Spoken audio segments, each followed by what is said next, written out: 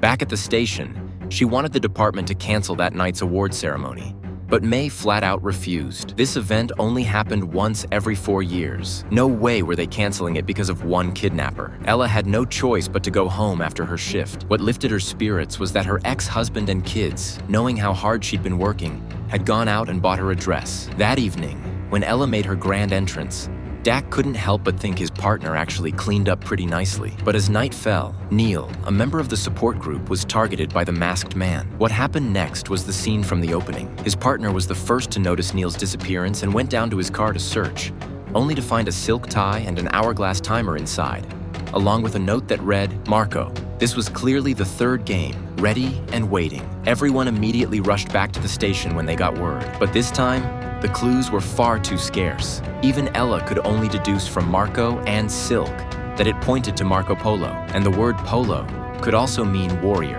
But Los Angeles had tens of thousands of pools, large and small.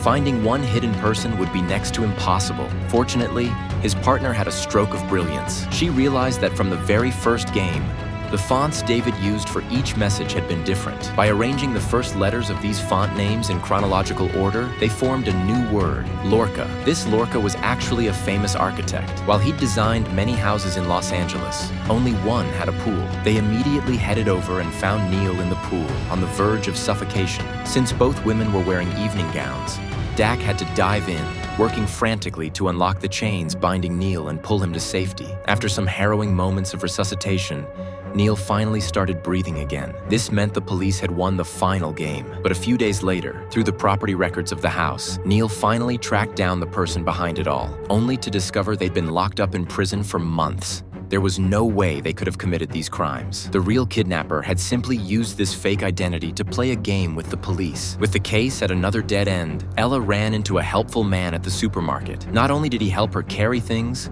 but her kids absolutely loved him. She thought it was just a random encounter.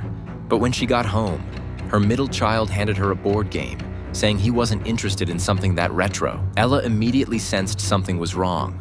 She'd never bought the kids this game. Looking more closely at the text on the box, a face instantly flashed in her mind. This person had been lurking in the shadows all along, quietly watching Ella solve the puzzles. Now, with just a slight disguise, he'd sent her another invitation to play. As she mulled this over, Ella's phone suddenly rang. It was Dak calling. Turns out he'd gotten information from the FBI about Ella's husband, Roman. There was a very real possibility he wasn't dead after all. Roman is alive.